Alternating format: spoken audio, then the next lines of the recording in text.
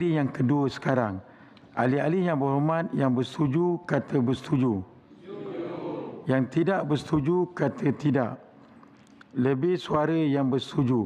Rang undang-undang ini dibacakan kali yang kedua sekarang. Rang undang-undang bernama suatu akta untuk meminda Akta Kesalahan-Kesalahan Seksual terhadap Kanak-kanak 2017. Majlis dalam jawatankuasa.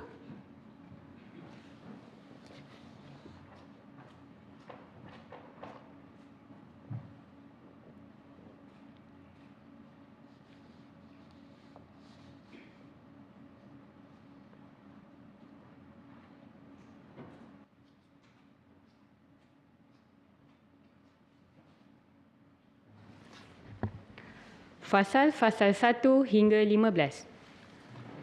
Pasal-pasal 1 hingga 15 jadi sebahagian daripada rang undang-undang. Saya bangun untuk... Tak boleh. Ya. Perbahasan hanya menteri saja. Ya. Ini baca Boleh. apa namanya? Angkat jawatankuasa ke ni?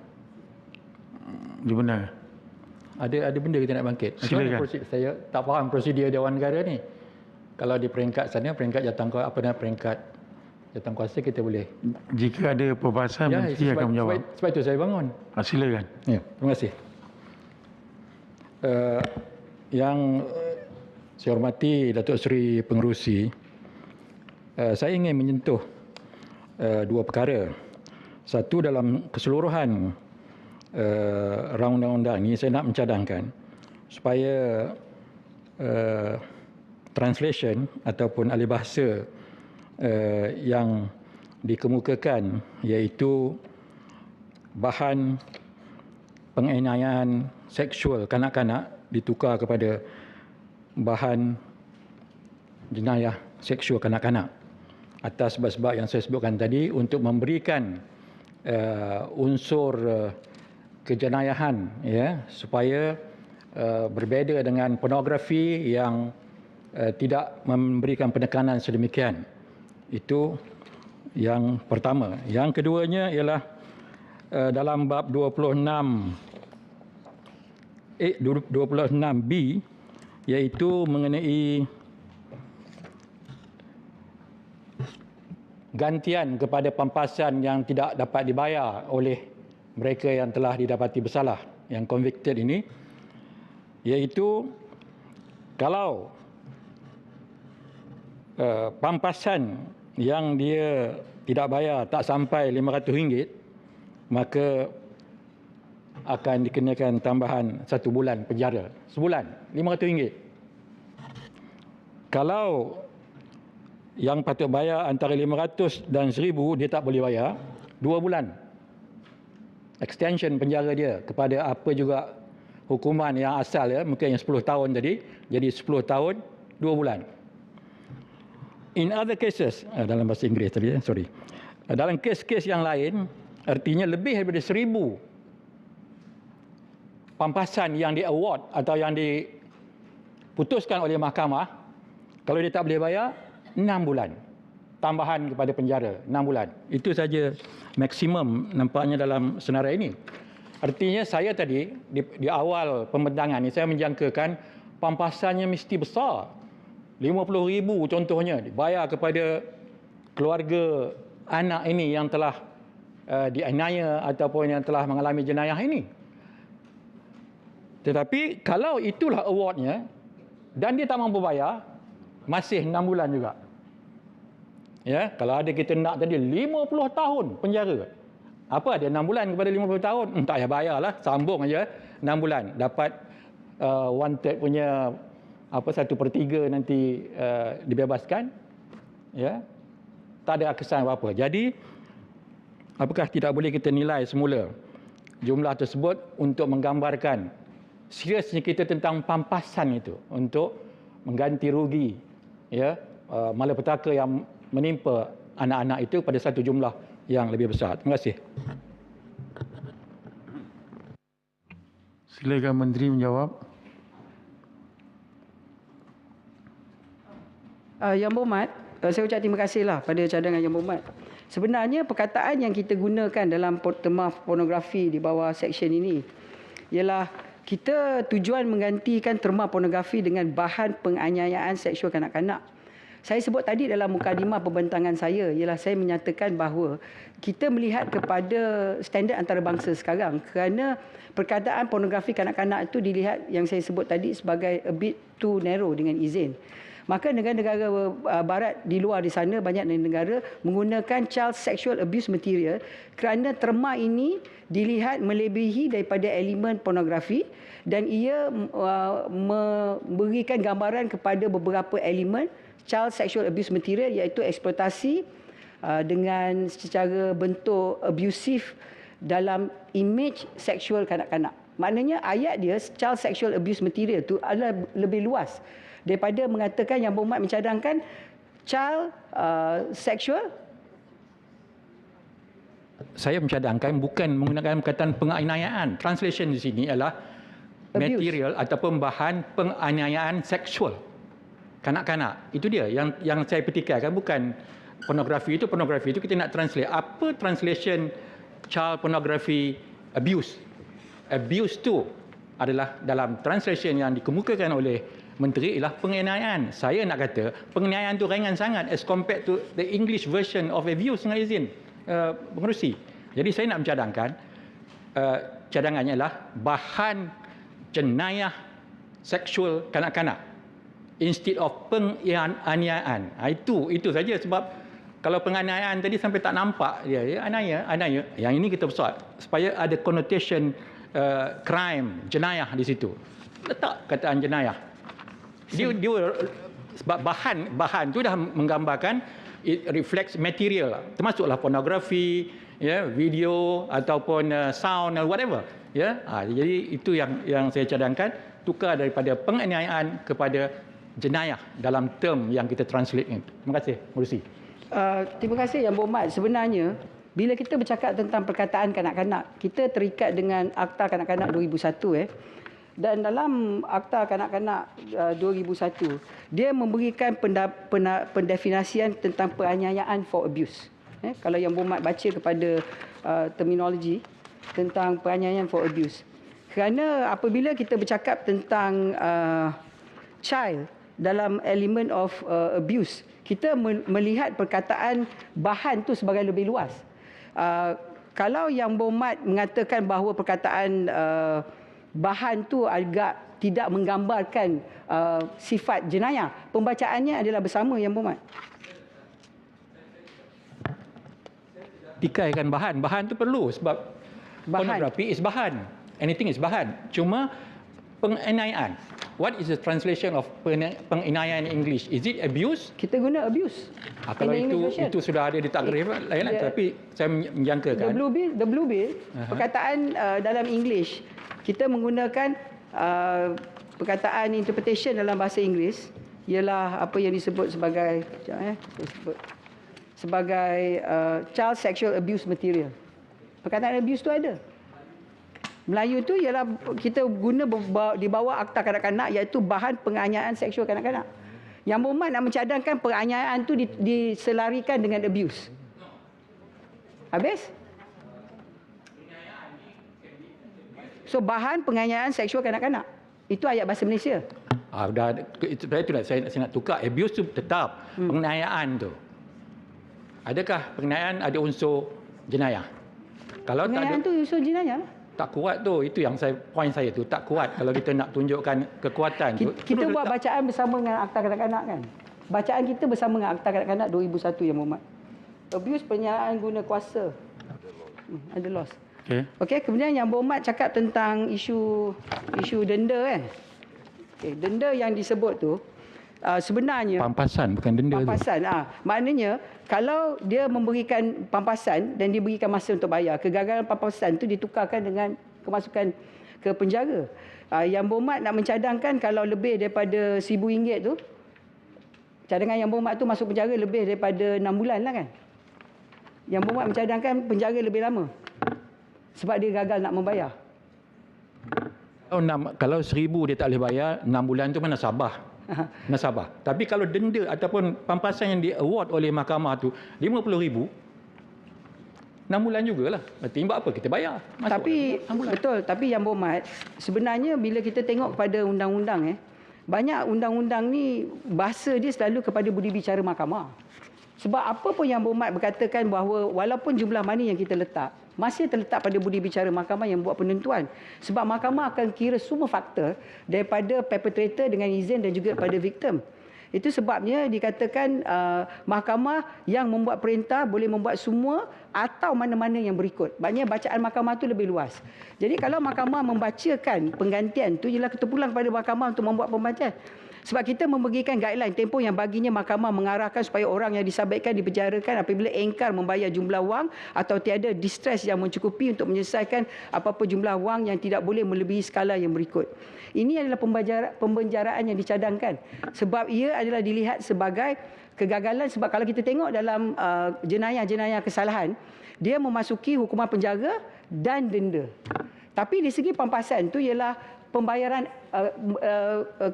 kelebihan, maknanya extra on top of daripada denda yang ada. Jadi terpulang pada dia nak menyatakan kepada hakim.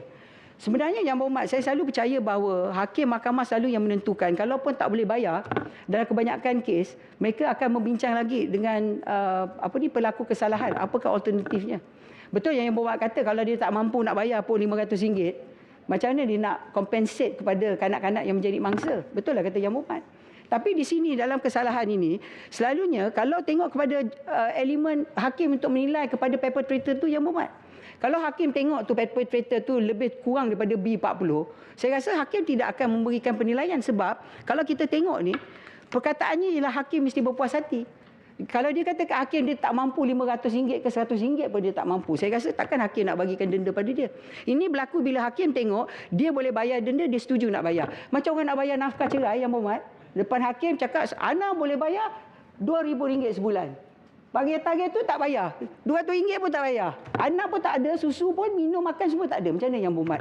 Pergi balik pada mahkamah, mahkamah panggil, kata tak bayar, masuk penjara. Dalam banyak kes, bila mahkamah panggil, barulah tak masuk penjara sebab dia cari duit nak bayar.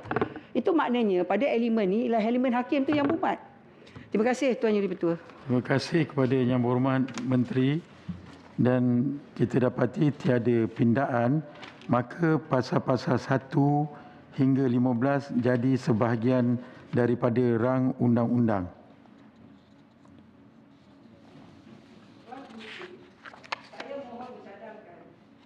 Tuan Pengerusi, saya mohon mencadangkan iaitu rang undang-undang ini dimaklumkan pada majlis sekarang.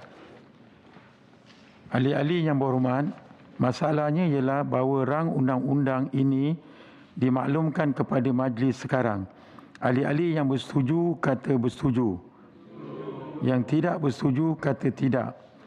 Lebih suara yang bersetuju. Majlis bersidang semula sebagai majlis mesyuarat.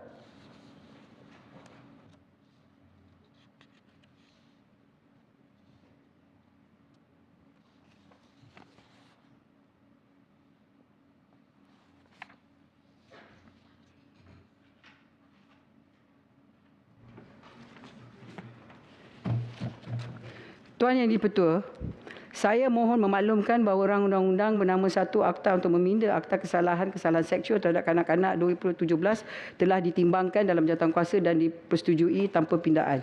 Saya mencadangkan iaitu rang undang-undang ini dibacakan kali yang ketiga dan diluluskan sekarang. Minta sokongan. Tuan Yang di-Pertua, saya menyokong. Terima kasih. Masalahnya ialah bahawa rang undang-undang ini dibacakan kali yang ketiga dan diluluskan sekarang. Ahli-ahli yang bersetuju kata bersetuju. Yang tidak bersetuju kata tidak. Lebih suara yang bersetuju. Rang undang-undang ini dibacakan kali yang ketiga sekarang. Rang undang-undang bernama Suatu Akta untuk meminda Akta Kesalahan Seksual terhadap Kanak-kanak 2017. DR 14 Palang 2023, Rang Undang-Undang Keterangan Saksi Kanak-kanak Pindaan 2023. Silakan Yang Berhormat Menteri. Tuan Yang di-Pertua, saya mohon mencadangkan bahawa rang undang-undang keterangan saksi kanak-kanak Pindaan 2023 dibacakan kali yang kedua sekarang. Tuan Yang di-Pertua, izinkan saya membawa perhatian Dewan Yang Mulia ini bersama-sama tentang beberapa perjalanan kanak-kanak yang menjadi mangsa, kehidupan atau situasi yang ditempohi oleh mereka dan juga yang menjadi saksi kanak-kanak. Apabila sesuatu kes mendapat perhatian daripada pihak berkuasa, kanak-kanak yang terlibat akan dipanggil untuk memberikan keterangannya di balai polis. Selepas laporan dibuat, Timbalan Pendakwa Raya atau dengan izin Deputy Public Prosecutor akan memutuskan untuk mendakwa tertuduh dalam kes berkenaan di mahkamah. Susulan daripada itu, kanak-kanak tersebut akan diminta untuk menunggu tarikh perbicaraan bagi memberikan keterangan di mahkamah yang berkemungkinan besar dan akan mengalami penangguhan demi penangguhan yang disebabkan oleh faktor-faktor luar seperti yang berkaitan dengan isu peguam bela, pemindahan hakim, isu bukti forensik atau ketiadaan saksi-saksi lain. Selepas tempoh yang begitu lama, ingatannya telah menjadi kabur dan dengan cara atau kaedah soal jawab oleh peguam bela yang menakutkan, tertuduh dalam kes tersebut mungkin tidak berjaya disabitkan atau atas kesalahannya. Dan segalanya akan menjadi sia-sia. Suasana dan sifat mahkamah sering menakutkan orang dewasa, apatah lagi kanak-kanak, Tuan Yang Di-Pertua. Seperti mana yang Dewan ini sedia maklum, Akta Keterangan Saksi Kanak-Kanak 2007 dikuatkuasakan pada 31 Disember 2007 bertujuan untuk mengadakan peruntukan hubungan dengan pemberian keterangan oleh saksi kanak-kanak dalam mana-mana kes. Akta ini memperuntukkan prosedur atau cara yang mana saksi kanak-kanak boleh memberikan keterangan, termasuklah seperti mengadakan penghadang di antara kanak-kanak dengan yang tertuduh, rangkaian secara langsung live link, rangkaman video serta penemanan orang dewasa dan pemeriksaan saksi kanak-kanak melalui perantaraan intermediary. Keadaan-keadaan ini di bawah Akta 676 ini sudah wujud dan bersifat mesra kanak-kanak dan boleh membantu saksi kanak-kanak memberi keterangan di mahkamah. Ini sudah wujud, Tuan Yang Di-Pertua. Walau bagaimanapun, Akta 676 ini tidak pernah dipinda selama 16 tahun sejak ia diwujudkan. Oleh yang demikian, terdapat beberapa pendekatan dan kaedah baru yang telah diperkenalkan dan dilaksanakan di negara lain yang boleh kita contohi berhubung dengan pemberian keterangan oleh saksi kanak-kanak. Rang Undang-Undang Pindaan 676 ni, Akta 676 ini mengandungi 6 fasal, Tuan Yang Di-Pertua, yang melibatkan peruntukan utama seperti berikut. 1. Menaikkan umur saksi kanak-kanak daripada 16 tahun, di bawah 16 tahun kepada di bawah 18 tahun. Kedua, memasukkan peruntukan yang berhubungan dengan penderaan khas, special hearing, bagi saksi kanak-kanak untuk memberikan keterangan. Dan ketiga, melarang soalan tidak wajar, improper question kepada saksi kanak-kanak. Fasal-fasal adalah seperti yang diperinci dalam rang undang-undang. Dengan izin, saya ingin menghuraikan beberapa fasal yang penting.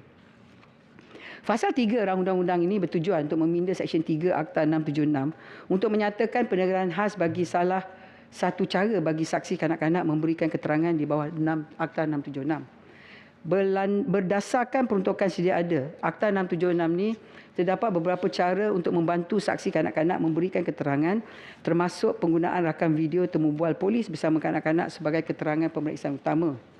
Walau bagaimanapun, saksi kanak-kanak masih perlu menghadiri perbicaraan untuk menyertai pemeriksaan balas dan pemeriksaan semula yang kadang-kala dijalankan berbulan-bulan atau bertahun-tahun selepas kejadian tersebut berlaku.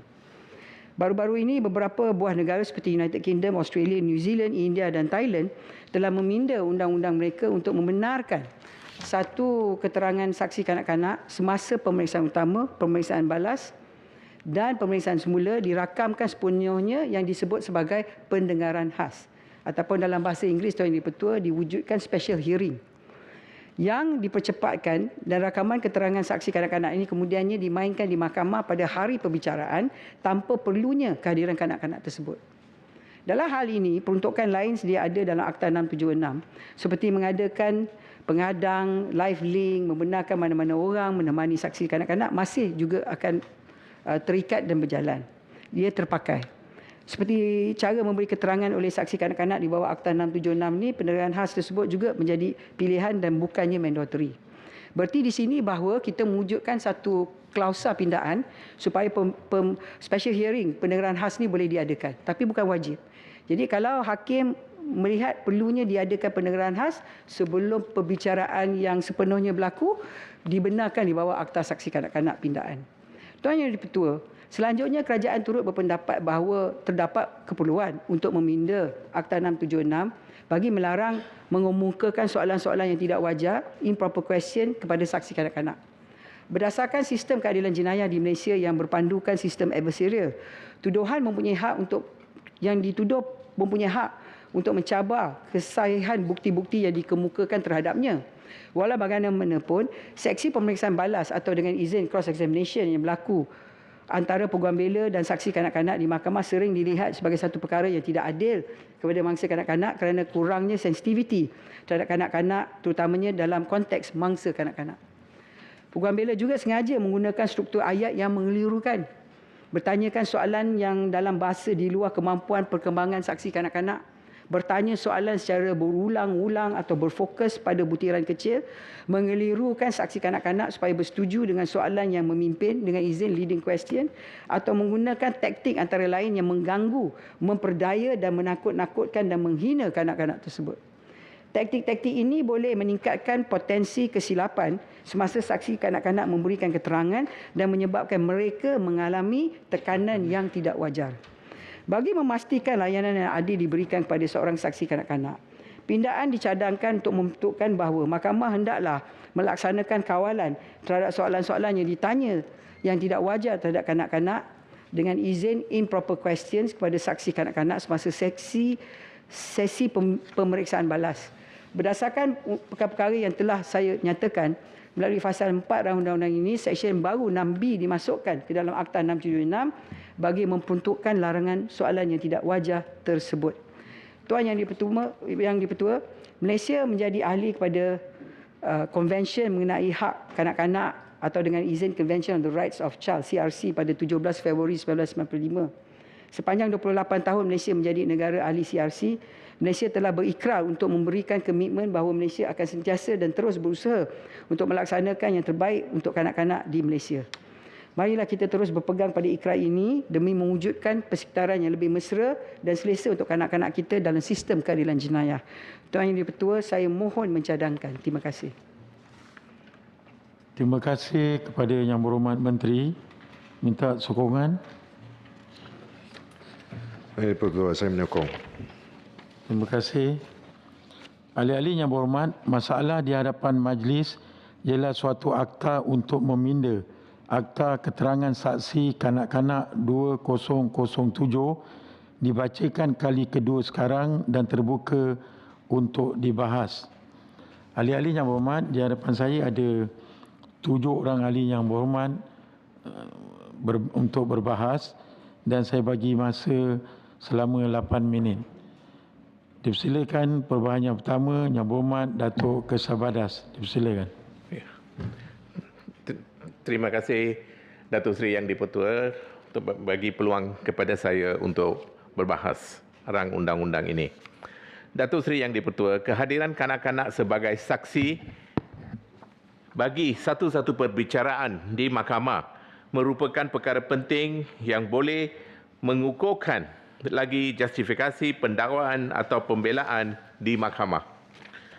Pindaan seksyen iaitu 2 huruf kecil B yang menaikkan had umur bagi seseorang saksi kanak-kanak merupakan satu langkah reformasi perundangan ke arah mewujudkan ruang penghakiman yang lebih luas kepada kanak-kanak terutamanya yang melibatkan kes jenayah penganiayaan seksual.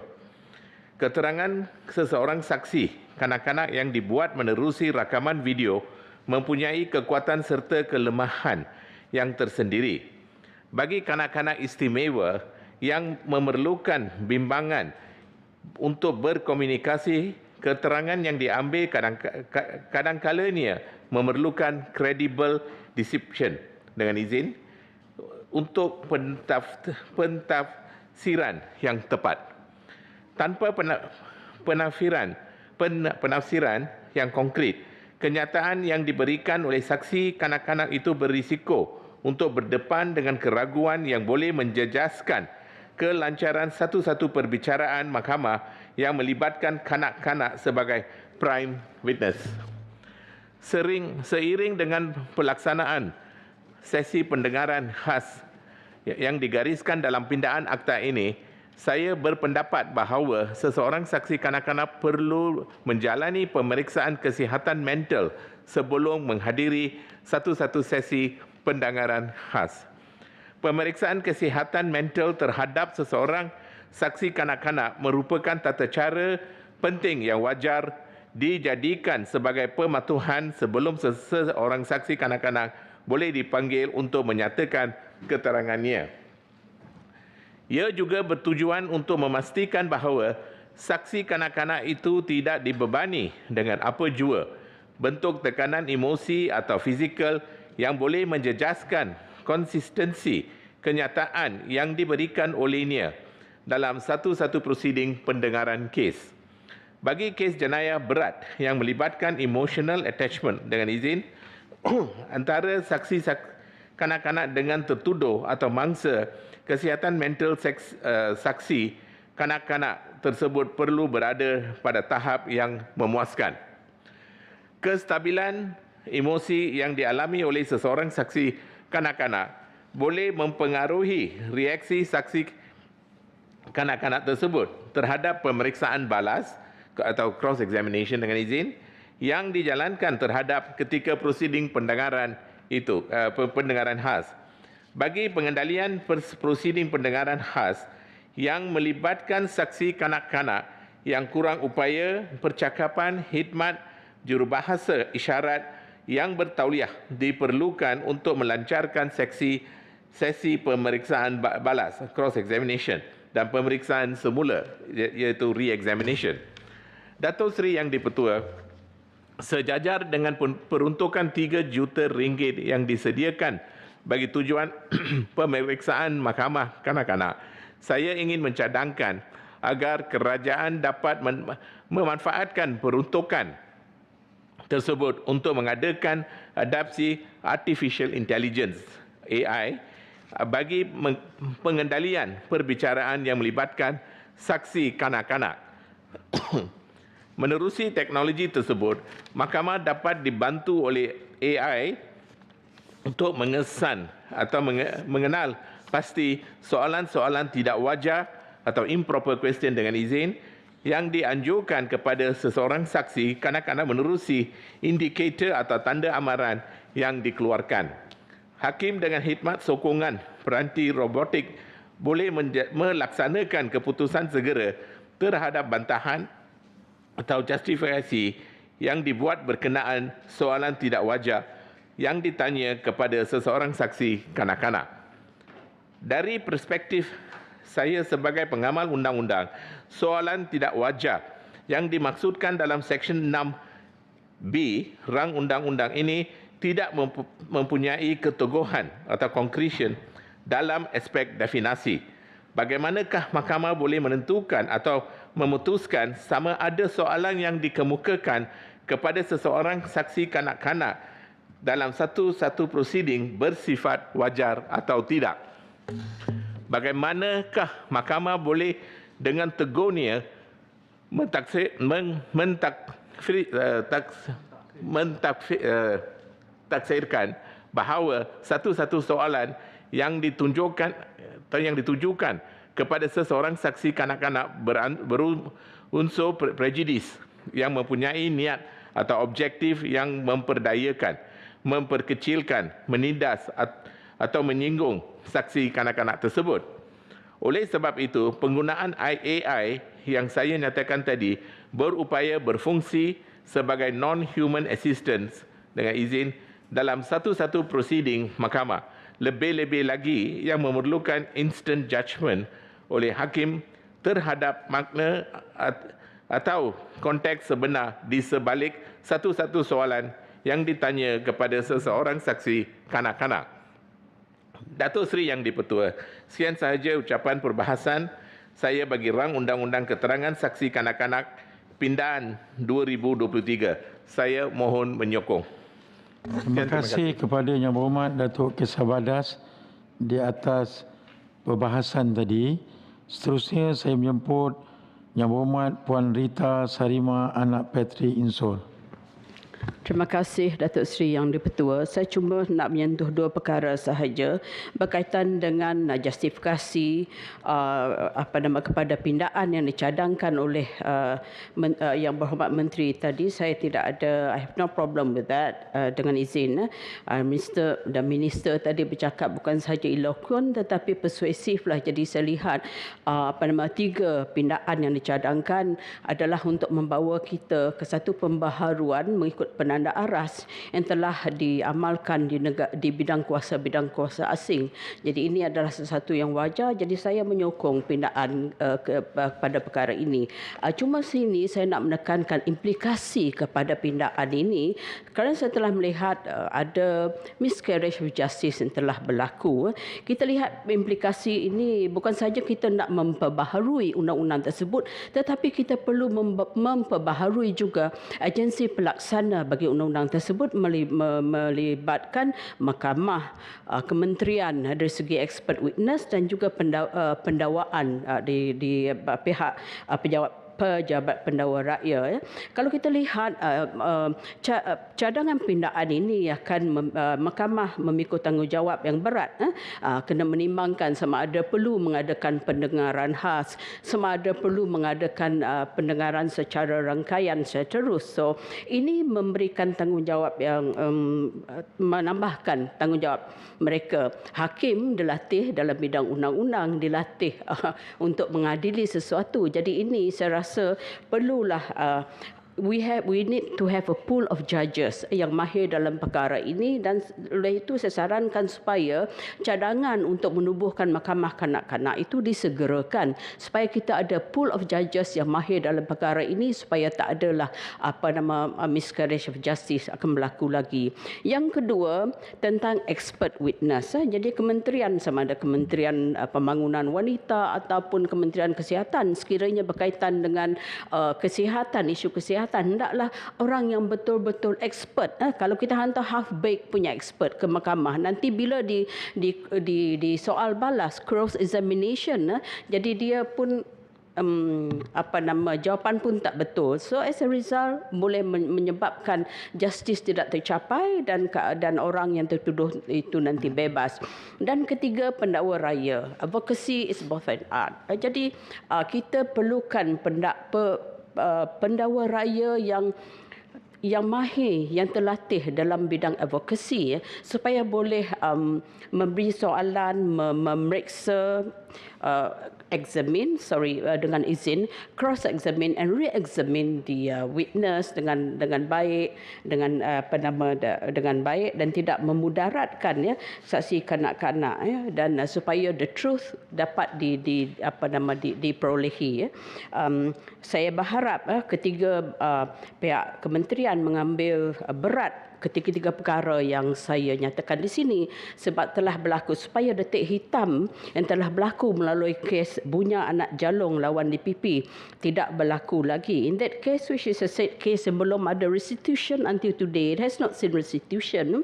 Seorang gadis berumur 15 tahun, dia mengandung dan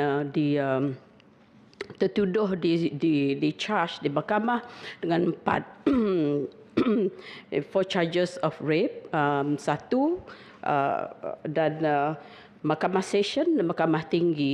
Mahkamah Session mendapati tertuduh bersalah dan disabit kesalahan, tertuduh umur 60 tahun.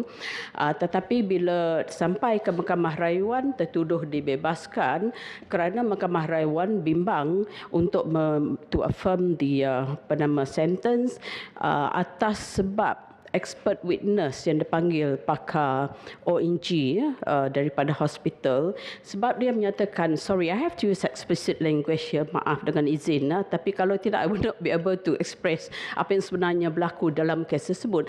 Expert witness because the defense of the tertuduh adalah tidak ada penetration, sebab di bawah Section 376 iaitu Kanun Keseksaan untuk Kesalahan Rape mesti ada penetration. Tak payahlah saya menjelaskan selanjutnya.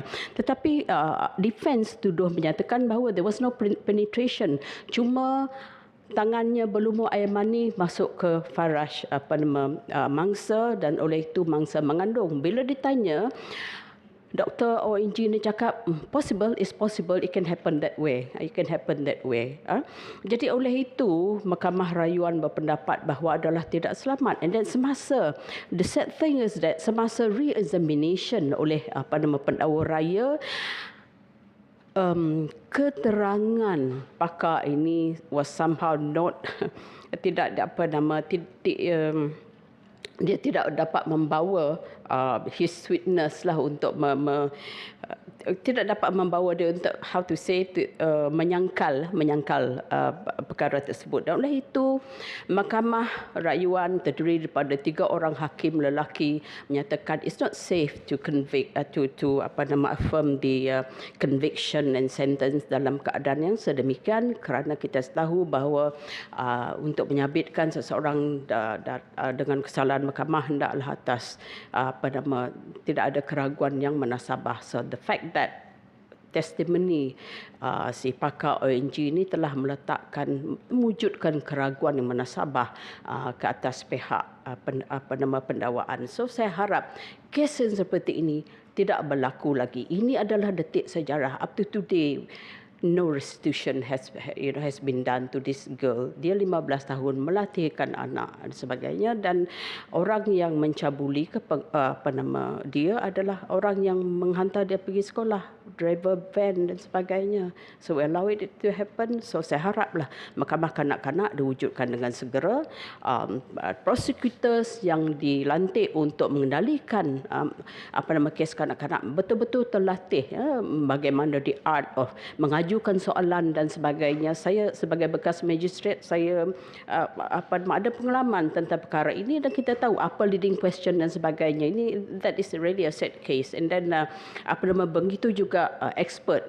Kalaulah pada masa itu ada expert witness yang tambahan yang dipanggil oleh pihak pendakwa, mungkin kes dia it could have come to a different conclusion altogether. Dengan izin, dengan itu saya menyokong pindaan kepada rang undang-undang ini. Terima kasih.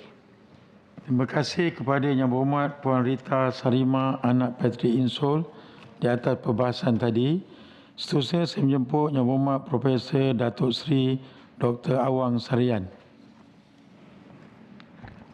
Terima kasih Tuan Yang Dipertua. Assalamualaikum warahmatullahi wabarakatuh.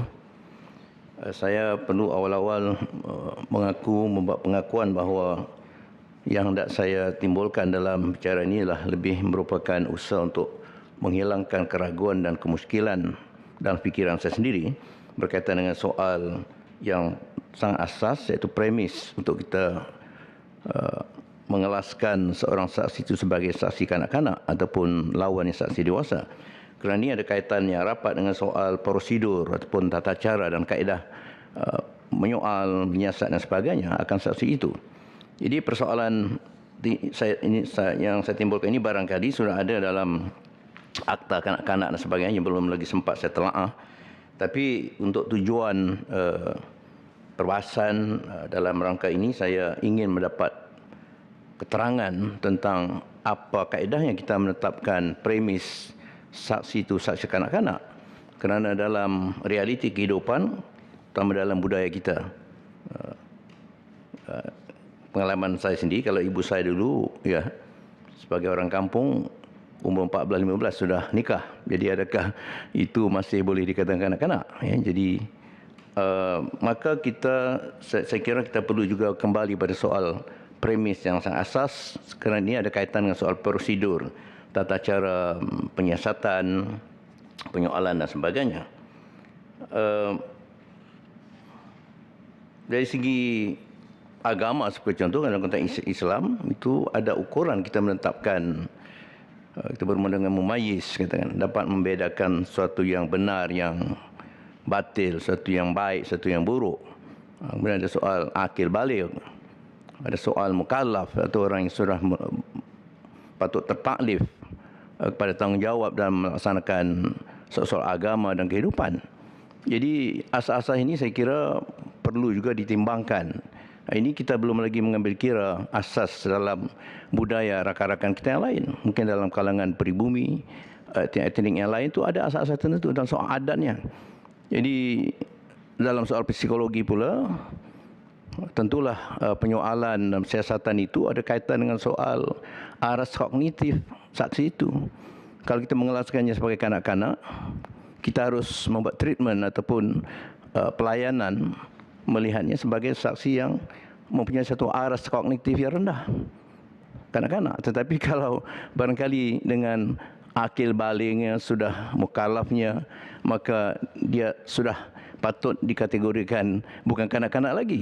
Maka barangkali ada kemungkinan aras kognitif itu sudah tinggi.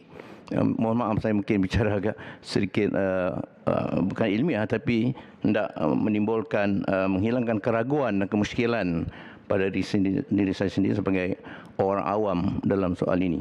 Maka itu soal dalam sebut dalam misalnya dalam pindah section 2, 2B, dan apa lagi di beberapa tempat, pindah section 7, 5, pindah section 13A, itu hanya bersoal angka 16, 18, itu semua saya kira harus dibincangkan premisnya.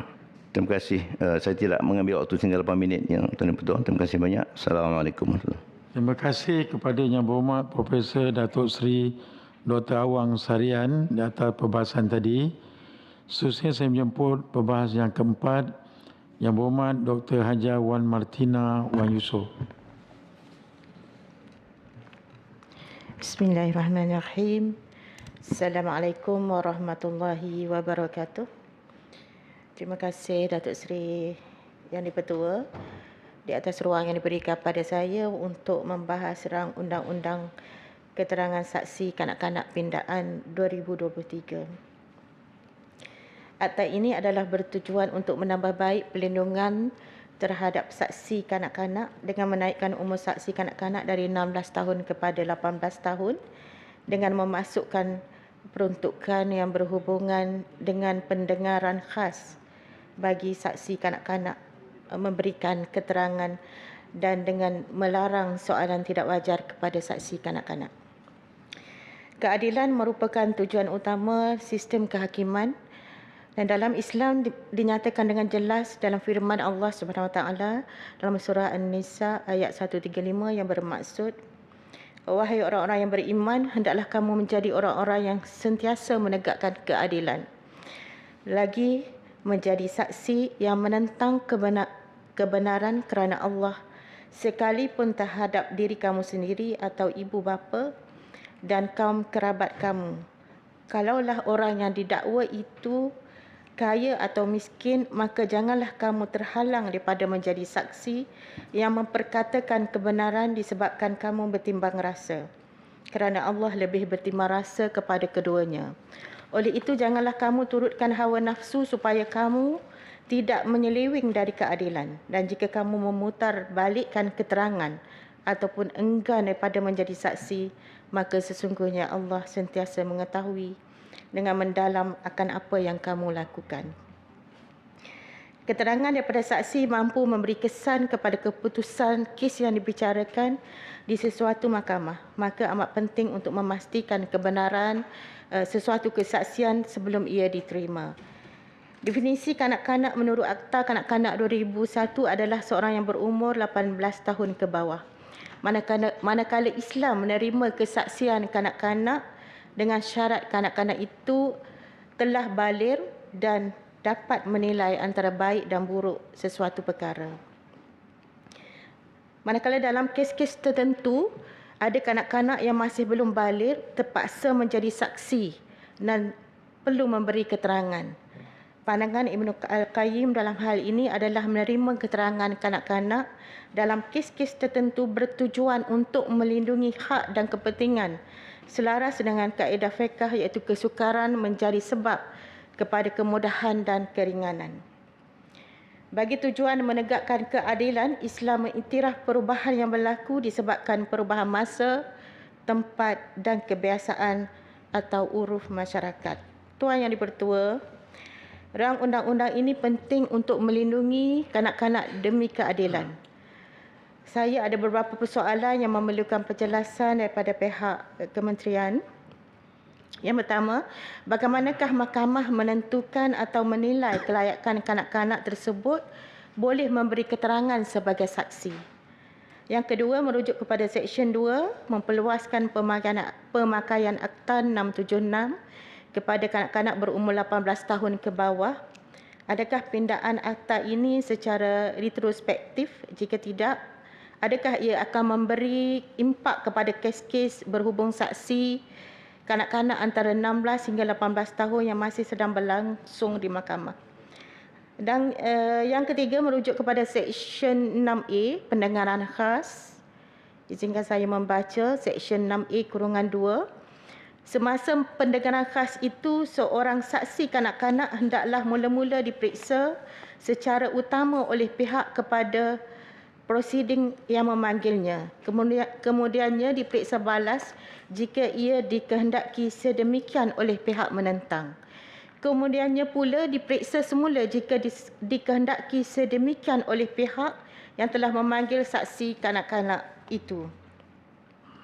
Melihat kepada seksyen ini, saya boleh membayangkan bagaimana kesan emosi, kesan psikologi dan trauma yang dirasai yang terpaksa dihadapi oleh kanak-kanak yang terlibat. Oleh itu, mengambil kira situasi yang dihadapi oleh kanak-kanak ini, saya ingin bertanya, adakah sesi ini dijalankan oleh seorang yang pakar dan yang terlatih, dan adakah bilangan pakar ini mencukupi untuk mengendalikan sesi pendengaran khas ini? Merujuk Seksyen 6A-3-A, adakah keterangan rakaman video bagi pemeriksaan utama, pemeriksaan balas dan pemeriksaan semula boleh diguna pakai supaya kanak-kanak ini tidak perlu memberi keterangan yang berulang kali? Saya juga mohon penjelasan apakah usaha kerajaan untuk menambah baik kaedah pendengaran pra-perbicaraan yang sedia ada. Bagaimana mahkamah memastikan tiada soalan tidak wajar ditanya kepada saksi kanak-kanak?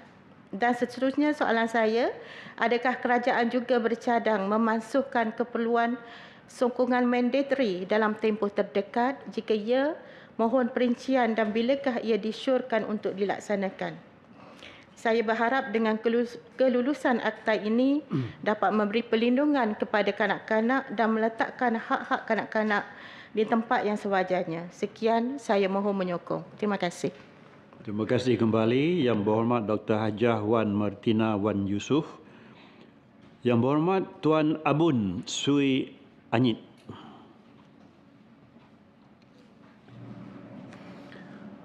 Terima kasih Tan Sri Yang di-Pertua. Terima kasih juga kepada Menteri yang mencadangkan pindaan ini.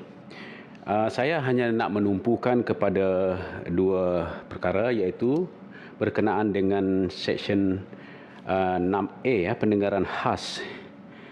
Jadi Tan Sri Yang di-Pertua, saya lebih tumpukan kepada dua Subsection 6A 3B, di mana demi kepentingan keadilan untuk membenarkan pemeriksaan lanjut saksi kanak-kanak jika keterangan saksi kanak-kanak itu didapati oleh mahkamah penting untuk mencapai keputusan yang adil dan dalam kes ini.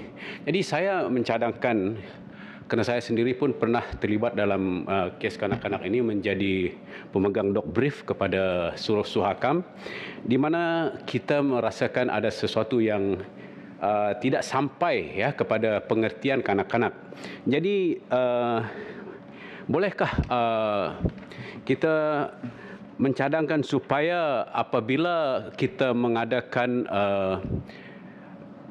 soalan kepada kanak-kanak ini, pastikan kanak-kanak itu betul-betul faham akan soalan kita.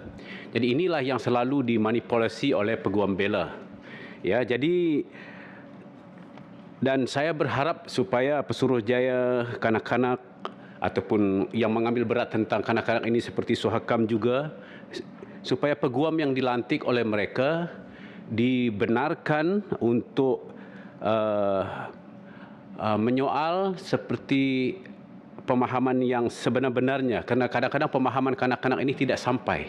Ini yang menyebabkan ketidakadilan dan ada situasi di mana tertuduh itu akan terlepas. Jadi saya cadangkan supaya peguam keluarga juga dibenarkan untuk berbincang dengan pendakwa raya. Ya, karena selalunya pendakwa raya ini akan menjalankan tugas dia, mungkin karena tugas hakiki, saya pendakwa raya, saya menjalankan tugas saya cukup. Jadi tidak ada inisiatif yang nampaknya mungkin advance atau berlebihan supaya kanak-kanak ini benar-benar dibela, ya, yang mangsa ini benar-benar dibela. Jadi di sinilah kita sebagai peguam keluarga akan betul-betul melakukan yang terbaik untuk keluarga ini. Biasanya kalau kita diambil untuk menjadi pemegang dog brief kepada keluarga, dan kita akan melakukan yang terbaik untuk membela mereka juga. Tetapi masalahnya apabila pendakwa raya hanya untuk melakukan tugasan sah semata-mata, maka keadilan tidak akan dapat dicapai untuk membela kanak-kanak ini tadi, ataupun tertuduh boleh terlepas. Jadi itu perkara yang di dalam bahagian B, yang 3B yang saya maksudkan. Begitu juga dengan soalan tidak wajar, iaitu section 6B. Jadi memang peguam bela memang tugas dia hanya untuk melepaskan anak guam dia. Jadi dia tidak pedulilah sama ada soalan itu mengelirukan, soalan itu akan memberi pemahaman yang tak sampai kepada saksi kanak-kanak ini. Jadi saya mencadangkan supaya soalan-soalan yang bakal ditanya, ya, kepada kanak-kanak ini, saksi kanak-kanak ini, bolehlah diberikan kepada pendakwa raya. Biasanya ini berlaku di dalam civil court lah. Tetapi di dalam ini supaya apa maksud soalan itu diterangkan dan akan sampai, biar kita bertanya dulu kepada anak-anak ini, apa yang kamu paham tentang soalan ini. Jadi dari segi undang-undangnya nanti, peguam keluarga ataupun pesuruh jaya kanak-kanak mungkin boleh menerangkan maksud soalan itu supaya pemahaman itu tidak salah oleh kanak-kanak, saksi kanak-kanak itu. Jadi saya berharap ini saja yang sangat diperlukan, kerana kita adalah praktikal di dalam menjadi peguam keluarga selama ini. Ya, justru itu saya berharap sesuatu pembaikan harus diberi, dan pemahaman kepada saksi kanak-kanak itu betul-betul seperti yang sepatutnya. Jangan dia salah faham, jangan dikelirukan. Jadi saya tidak ada yang lain selain daripada ini. Saya mohon menyokong. Sekian, terima kasih. Terima kasih kembali kepada Yang Berhormat Tuan Abun Sui Anyit. Oleh kerana Yang Berhormat Tuan Manolan Muhammad tidak akan menyertai perbahasan, saya terus kepada Yang Berhormat Datuk Noraini Idris.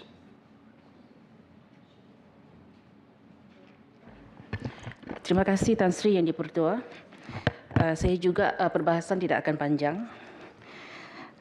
Assalamualaikum warahmatullahi taala wabarakatuh. Salam sejahtera. Saya menyambut baik akan cadangan pindaan yang dibawa oleh YB Menteri tadi. Seperti yang dibentangkan sebentar tadi, kita sedia maklum Akta 676 ini tidak pernah dipindah selama 16 tahun. Sejak ia dikuasakan, sudah tentu selari dengan peredaran masa, banyak aspek penambahbaikan yang boleh dibuat selaras dengan piawaian undang-undang semasa, dan yang paling penting, perlindungan dan kesejahteraan kepada saksi kanak-kanak yang melibatkan perbicaraan di mahkamah. Saya juga menyambut baik cadangan pindaan untuk memindah umur saksi kanak-kanak daripada di bawah 16 tahun kepada umur di bawah 18 tahun, bertujuan untuk memastikan takrif saksi kanak-kanak dan selaras dengan konvensyen mengenai hak kanak-kanak CRC yang telah diratifikasikan oleh Malaysia seperti yang telah disebut oleh YB Menteri tadi. Malahan definisi kanak-kanak yang diselaraskan ini juga membuktikan ia selari dengan dasar pelindungan kanak-kanak yang bertujuan menggalakkan setiap agensi, organisasi dan anggota masyarakat memberi keutamaan kepada pelindungan kanak-kanak sebagai tanggungjawab bersama. Cumanya saya ada satu persoalan yang saya ingin kemukakan di sini. mengenai terutamanya definisi umur kanak-kanak. Sebab kalau kita tengok dalam Akta Kanak-kanak dan Orang Muda Pekerjaan, Akta 350 mendefinisikan kanak-kanak adalah orang yang belum mencapai umur 15 tahun. Manakala umur 15 tahun ke atas hingga 18 tahun didefinisikan sebagai orang muda. Sedangkan dalam Akta 676 ini pula, kalau mengambil kira pindaan ini, mengklasifikasikan kanak-kanak sebagai yang berumur 18 tahun ke bawah. Jadi kenapa ada definisi umur yang berbeza-beza ya, untuk kanak-kanak dalam akta yang sedia ada, dan tidak ada satu keseragaman ataupun standard umur untuk semua akta yang digunapakai. Pindaan seterusnya yang bertujuan memindah Seksyen 3 Akta 676 untuk menyatakan pendengaran khas sebagai salah satu cara bagi saksi kanak-kanak memberikan keterangan di bawah Akta 676. Saya turut sama menyokong pindaan yang melibatkan rakaman awal dan tanpa memerlukan kehadiran kanak-kanak dalam setiap sesi perbicaraan, kerana kita tahu bahawa proses perbicaraan memang memakan masa dan kadang-kadang ditunda dan sudah tentu akan menimbulkan situasi yang tidak menyenangkan kepada saksi kanak-kanak, di mana masa itu sepatutnya digunakan untuk pergi ke sekolah dan sebagainya. Ini juga penting kerana seperti yang kita ketahui, suasana dalam mahkamah sangat tegang, ya, terutamanya semasa sesi soal balas.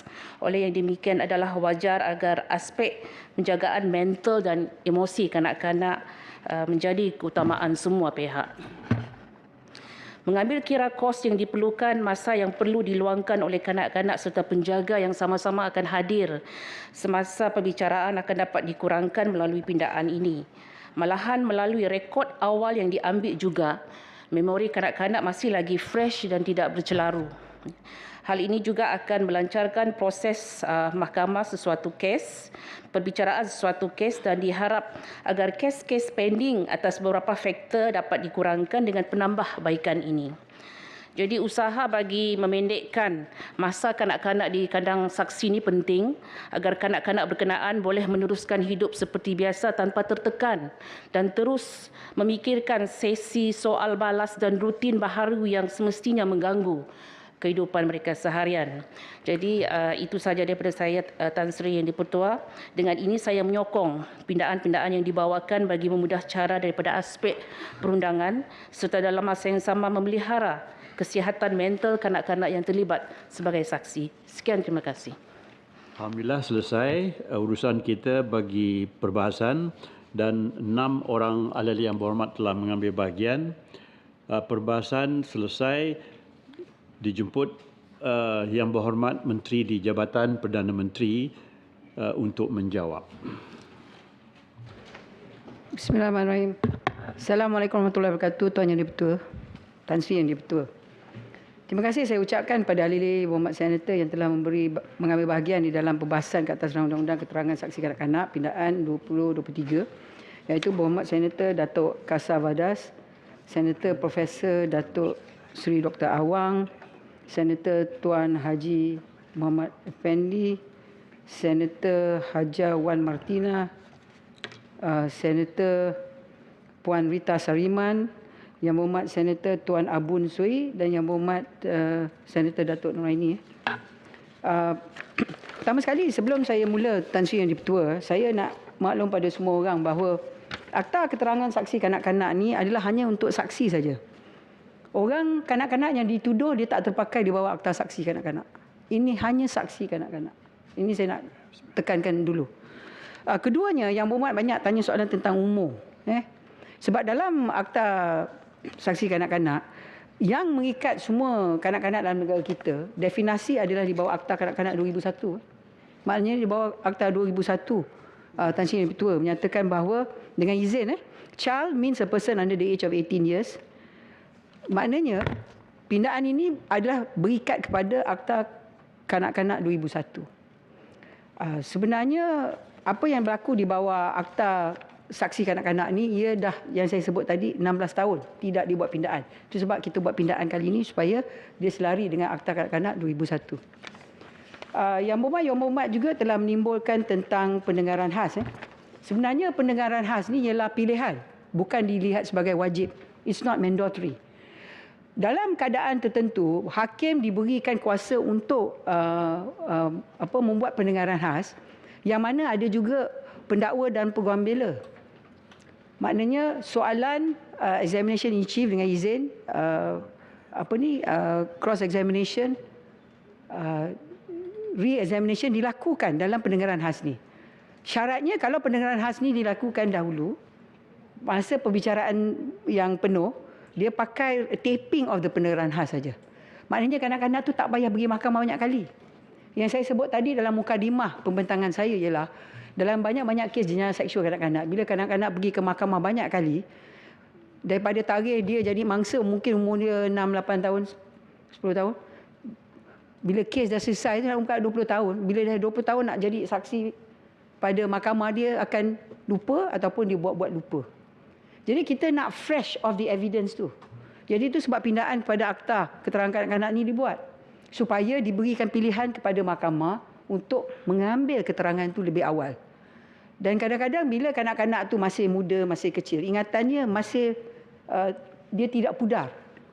Itu sebab dilakukan. Tetapi untuk mewujudkan keadilan yang ada, hakim yang mengambil keterangan khas, pendengaran khas ni akan juga menjadi hakim sama untuk perbicaraan.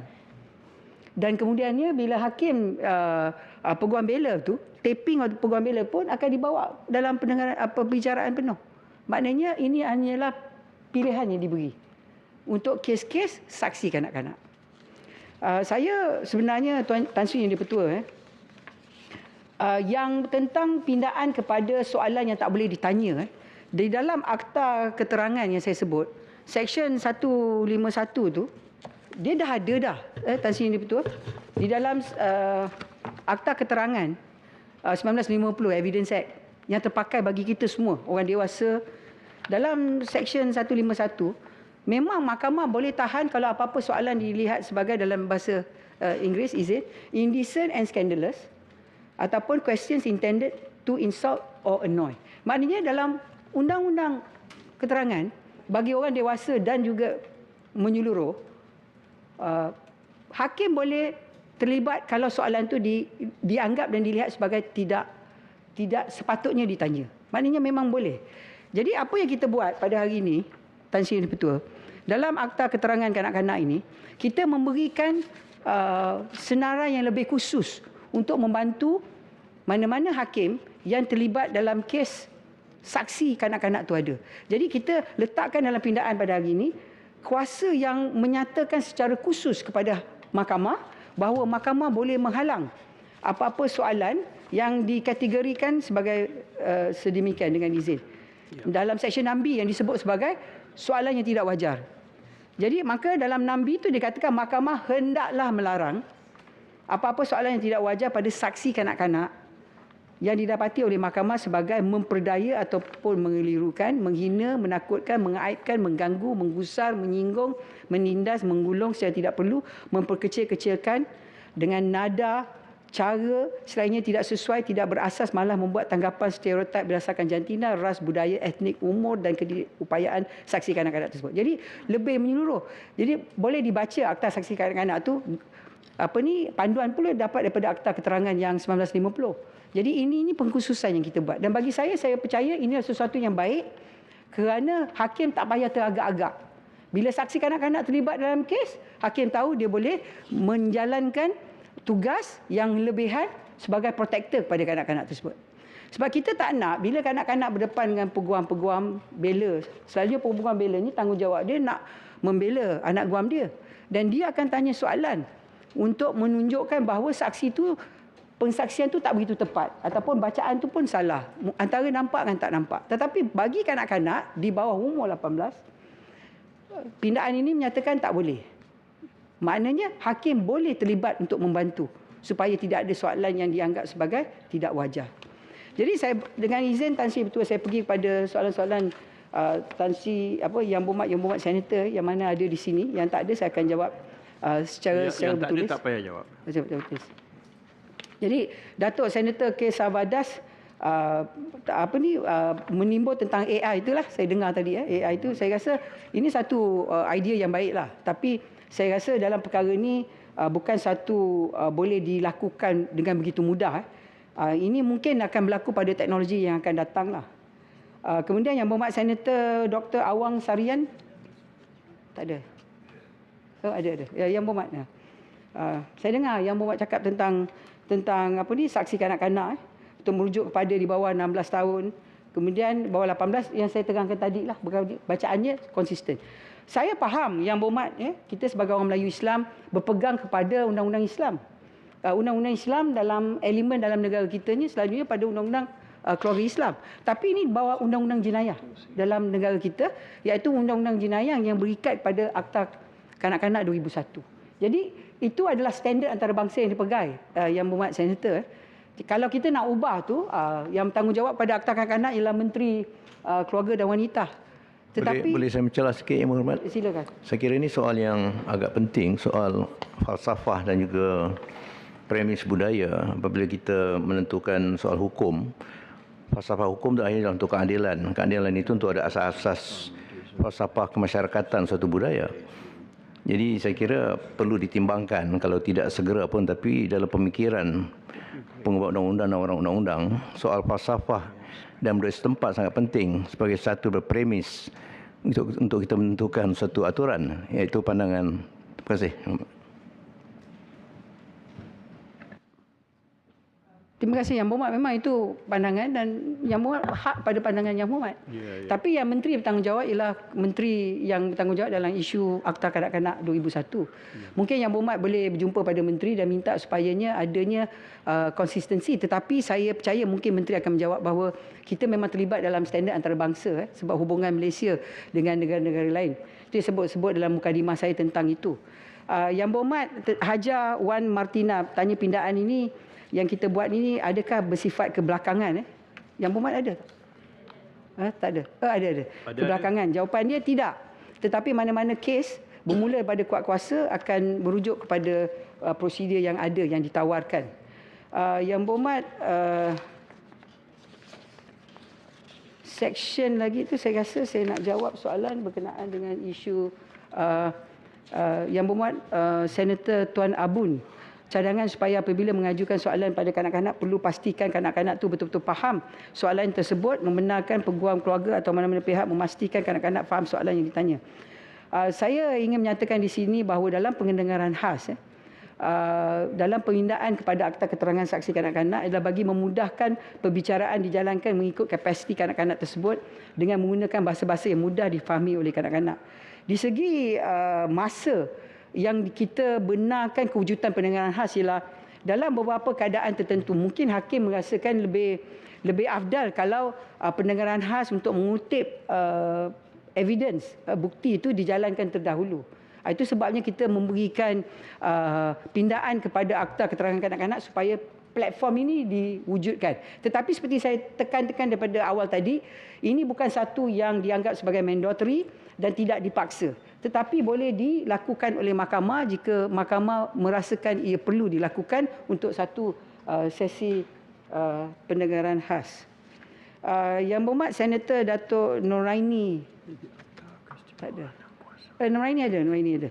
Pendapatan hak umur yang berbeza. Berdasarkan kepada pindaan ini, seorang saksi kanak-kanak adalah merujuk pada seorang yang berumur di bawah 18 tahun yang dipanggil untuk memberi keterangan dalam mana-mana prosiding. Penetapan hak umur baru ini adalah selaras dengan tafsiran kanak-kanak di bawah Akta 2001 yang merupakan ibu kepada undang-undang untuk kanak-kanak, bermakna kita berkiblatkan Akta Kanak-kanak 2001. Penempatan hak umur baru bagi saksi kanak-kanak ini adalah berbeza dengan penempatan hak umur mengundi. Mengundi itu Tuan Tan Sri yang dipertua, dia 18 tapi 18 ke atas. Akta ni dia tak boleh sampai pada 18. Maknanya 18 tu cut off point, maknanya dia tak umur 18 pun. Dia 18 ke bawah. Tu beza dia lah. Itu sebab kadang-kadang orang tanya saya di Dewan Rakyat, dia kata kenapa mengundi boleh tiba-tiba bila penyaksian tu dilihat pada elemen yang lain. Itu yang kita memberikan penerangan tersebut Tan Sri yang dipertua. bujuk di bawah. Itu sebabnya. Mohon penjelasan Ibu Menteri. Okey, sebab tadi yang saya sebut tu adalah Akta 350, Akta Kanak-kanak dan Orang Muda Pekerjaan, ya, di mana mendefinisikan kanak-kanak sebagai seseorang yang belum mencapai umur 15 tahun ke bawah. So kalau dikira rang undang-undang keterangan saksi kanak-kanak ni, kalau sebelum pindaan pun memang dia tidak sama dengan Akta Kanak-kanak 2001. So meaning to say dia tidak ada keseragaman daripada segi umur. Ada 3 akta yang berbeza.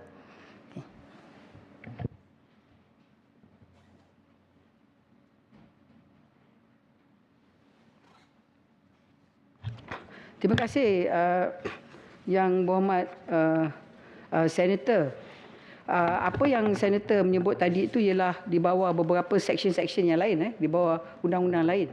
Sungguh pun sememangnya ada ketidakseragaman hak umur kanak-kanak di bawah beberapa undang-undang, termasuklah kanun keseksaan. Namun cadangan untuk menyelaraskan hak umur kanak-kanak pada 18 tahun di dalam semua undang-undang melibatkan satu kajian yang mendalam dan meneliti asas penempatan umur yang sedemikian dibuat sebelum ini. Sebelum cadangan tersebut boleh dipertimbangkan, ia adalah kerana untuk mengelakkan kesan-kesan yang tidak wajar sekiranya satu penyelarasan hak umur kanak-kanak itu dibuat secara menyeluruh, global change di dalam semua undang-undang tanpa memperhalusi hasrat dan asas muktamad ia ditetapkan sedemikian di dalam undang-undang yang berkenaan. Dalam hal ini, rundingan hendaklah dibuat dengan pemegang stakeholders dengan izin yang berkenaan, termasuklah pihak seperti Polis Diraja Malaysia, Kementerian Pembangunan Wanita dan Keluarga, Majlis Peguam. Buat masa ini penyelarasan ditumpukan pada 3 undang-undang terdahulu, iaitu Akta Kanak-kanak 2001, Akta Kesalahan Seksual Kanak-kanak 2017 dan Akta Keterangan Saksi Kanak-kanak 2007. Saya nak maklum pada semua ahli-ahli yang berhormat Senator, pindaan yang kita buat kepada Akta Keterangan Saksi Kanak-kanak ni hanya adalah dilihat pada fasa 1. Pada sesi yang akan datang kita akan buat pindaan kepada fasa 2, terutama sekali dalam elemen undang-undang dengan izin collaboration, Tan Sri Ketua. Tetapi ia memerlukan banyak perbincangan dan dialog dengan stakeholder seperti Bar Council. Sebab bagi pihak Majlis Peguam Negara, ada beberapa elemen yang perlu mereka tekankan kalau kita buatkan pindaan secara menyeluruh. Jadi saya setakat ini akhir di sini, dan jika saya tak sempat menjawab, saya akan bagi jawapan secara bertulis Tan Sri yang Dipertua. Secara kesimpulannya, Kerajaan Perpaduan Kerajaan Madani berharap bahawa dengan menjadikan sistem keadilan di Malaysia lebih mesra kanak-kanak, ia akan menggalakkan pelapor oleh kanak-kanak dan keluarganya, di mana isu seperti stigma dan budaya malu dapat dibendung secara berperingkat. Setelah rang undang-undang ini diluluskan, kerajaan akan menyampaikan mesej kepada kanak-kanak kita bahawa sekiranya apa jua yang berlaku, kita sentiasa peka mengenai apa-apa isu yang melibatkan mereka serta memastikan sistem perundangan memberikan perlindungan yang holistik kepada mereka. Saya juga amat berharap untuk bekerjasama dengan semua kementerian dan agensi-agensi kerajaan untuk memberikan dan membawa kepada mesej yang kerajaan mengambil berat pada isu generasi anak-anak kita. Jadi Tan Sri Yang Dipertua, sekali lagi saya ingin menyampaikan setinggi penghargaan kepada semua ahli-ahli senator yang mengambil bahagian dalam perbahasan rang undang-undang keterangan saksi kanak-kanak pindaan 2023. Sekali isu tak sempat, saya jawab dalam pergulungan akan saya bagi secara bertulis. Dengan itu saya mengucapkan terima kasih. Wabillahi taufiq wal hidayah. Wassalamualaikum warahmatullahi wabarakatuh. Waalaikumsalam, dan setinggi-tinggi penghargaan kepada Yang Berhormat Menteri. Ahli yang berhormat, sekarang saya kemukakan masalah kepada majlis bagi diputuskan. Masalahnya ialah bahawa rang undang-undang ini dibacakan kali yang kedua sekarang. Ahli-ahli yang berhormat yang bersetuju, kata bersetuju. Yang tidak bersetuju, kata tidak. Semua suara yang bersetuju. Rang undang-undang ini dibacakan kali kedua sekarang.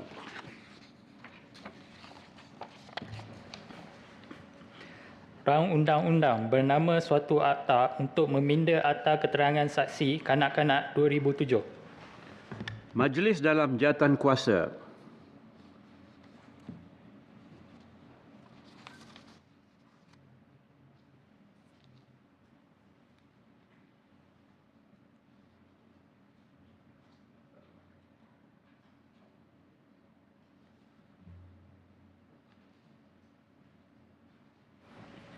Fasal-fasal 1 hingga 6. Fasal-fasal 1 hingga 6 jadi sebahagian daripada rang undang-undang.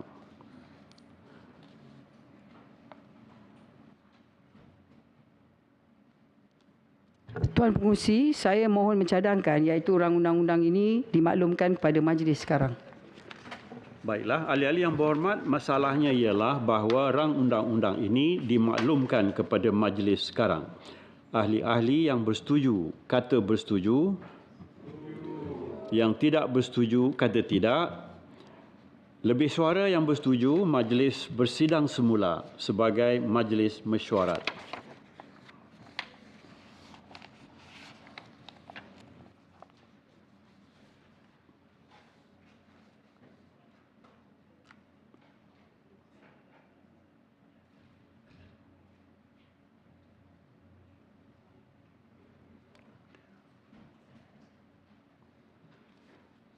Tan Sri Yang Dipertua, saya mohon memaklumkan bahawa rang undang-undang bersama satu akta untuk meminda Akta Keterangan Saksi Kanak-kanak 2007 telah ditimbangkan dalam jawatankuasa dan dipersetujui tanpa pindaan.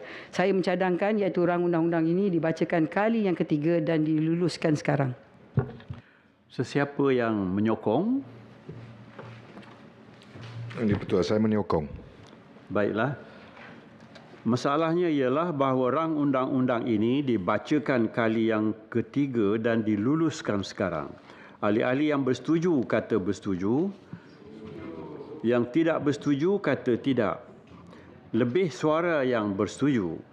Rang undang-undang ini dibacakan kali yang ketiga sekarang.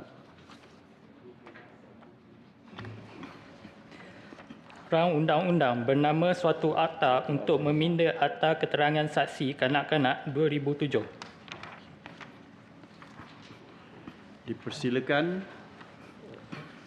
Yang Berhormat Timbalan Menteri.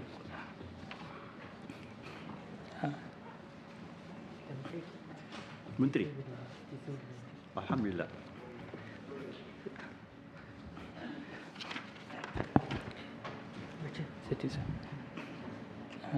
Tuan Yang Dipertua, saya mohon mencadangkan rang undang-undang bernama suatu akta untuk meminda kanun keseksaan. Dibaca kali kedua sekarang. Baiklah. Tuan Yang Dipertua, rang undang-undang yang saya akan bentangkan adalah Akta Kanun Keseksaan Pindaan 2023. Sebenarnya kita perlukan sokongan dulu. Ada tak sokongan untuk baca kali kedua? No, I don't think so. Ada Yang Berhormat Menteri di Jabatan Perdana Menteri, Hal Ehwal Agama menyokong. Alhamdulillah, teruskan. Sebiasanya tiada sokongan pada tahap ini. Minta maaf, tapi saya akan teruskan. Teruskan. Tuan Yang Dipertua, rang undang-undang yang akan saya bentangkan adalah Kanun Keseksaan Pindaan 2023. Rang undang-undang ini telah diluluskan di Dewan Rakyat pada 29 hari bulan Mac 2023. Melibatkan peruntukan berhubung kesalahan menghendap ataupun stalking dengan izin. Perlakuan menghendap pada kebiasaannya melibatkan beberapa siri perbuatan seperti mengekori seorang atau melakukan suatu gangguan ataupun dengan izin harassment dengan secara berulang-ulang sama ada dalam kehidupan sebenar atau di alam maya sehingga menimbulkan ketakutan kepada mangsa terhadap kecederaan atau perlakuan yang mungkin mengakibatkan kematian. Pada 30 bulan Mei 2019, mantan Yang Berhormat Menteri di Jabatan Perdana Menteri Undang-Undang telah menerima kertas cadangan daripada Pertubuhan Bukan Kerajaan yang dikenali sebagai Pertubuhan Pertolongan Wanita atau Women's Aid Organisation WAO yang telah mencadangkan supaya undang-undang perlakuan mengganggu dan menghendap diperkenalkan di negara ini. Dalam hal itu, pada 2 hari bulan Julai 2019, kerajaan telah menubuhkan jawatan kuasa kerja kajian dasar mengenai perlakuan mengganggu dan menghendap yang bertujuan untuk mengkaji dan meneliti isu-isu berhubung kesalahan menghendap dan mendapatkan keputusan dasar di dalam penggubalan peruntukan undang-undang berhubung kesalahan menghendap. Ini melalui beberapa mesyuarat yang telah diadakan oleh jawatan kuasa ini. Selain itu, beberapa siri perbincangan dan bengkel bersama-sama dengan pemegang taruh bagi membincangkan hala tuju serta penyediaan dasar dan cadangan perundangan perlakuan mengganggu dan menghendap juga telah diadakan. Antara pihak-pihak pemegang taruh yang terlibat dalam sesi mesyuarat, bengkel dan libat urus adalah seperti yang berikut. Bahagian pendakwaan Jabatan Peguam Negara, Kementerian Dalam Negeri, Kementerian Pembangunan Wanita, Keluarga dan Masyarakat, Kementerian Komunikasi dan Multimedia, Kementerian Kesihatan Malaysia, Polis Diraja Malaysia, Jabatan Kebajikan Masyarakat, Jabatan Penjara Malaysia, Pejabat Ketua Pendaftar Mahkamah Persekutuan, Majlis Peguam Malaysia, ahli akademik daripada UiTM, Women's Aid Organisation dan Lembaga Kaunselor Malaysia. Dalam penyediaan dasar dan undang-undang anti menghendap, aspek-aspek penting yang diberi perhatian adalah seperti penentuan parameter yang khusus, berhubung elemen bagi peruntukan kesalahan mengganggu dan menghendap yang telah dibangunkan berdasarkan faktor-faktor seperti kesesuaian dan senario sebenar di negara ini. Ini adalah bagi memastikan undang-undang berkenaan dibentuk mengikut acuan Malaysia bagi mengelakkan sebarang permasalahan atau komplikasi sekiranya ia dilaksanakan kelak. Selain itu, aspek siasatan, pendakwaan, pembuktian dan hukuman serta perlindungan kepada mangsa pelakuan mengganggu dan menghendap turut diteliti.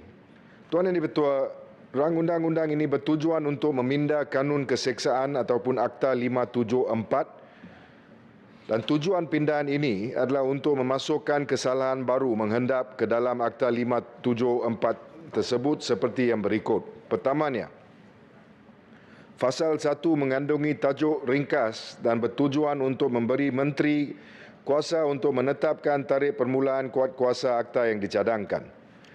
Fasal 2 bertujuan memasukkan seksyen baru 507A ke dalam Akta 574 untuk mengadakan peruntukan bagi kesalahan menghendap termasuk perbuatan yang dianggap sebagai kesalahan. Fasal 2 juga mengadakan peruntukan hukuman bagi kesalahan menghendap iaitu pemenjaraan sehingga 3 tahun atau denda atau kedua-duanya. Untuk makluman Dewan Yang Mulia ini, rasional bagi meminda kanun keseksaan untuk menjadikan perlakuan menghendap sebagai suatu kesalahan jenayah adalah seperti berikut. Pertamanya, perlakuan mengganggu dan menghendap boleh menimbul perasaan takut dan bimbang kepada mangsa. Perlakuan ini boleh mencapai ke tahap di mana mangsa boleh dicederakan dan sehingga ada yang mengakibatkan kematian. Selain itu, perlakuan ini turut memberikan implikasi serius terhadap kesihatan mental mangsa akibat diganggu dan dihendap bagi jangka masa yang lama.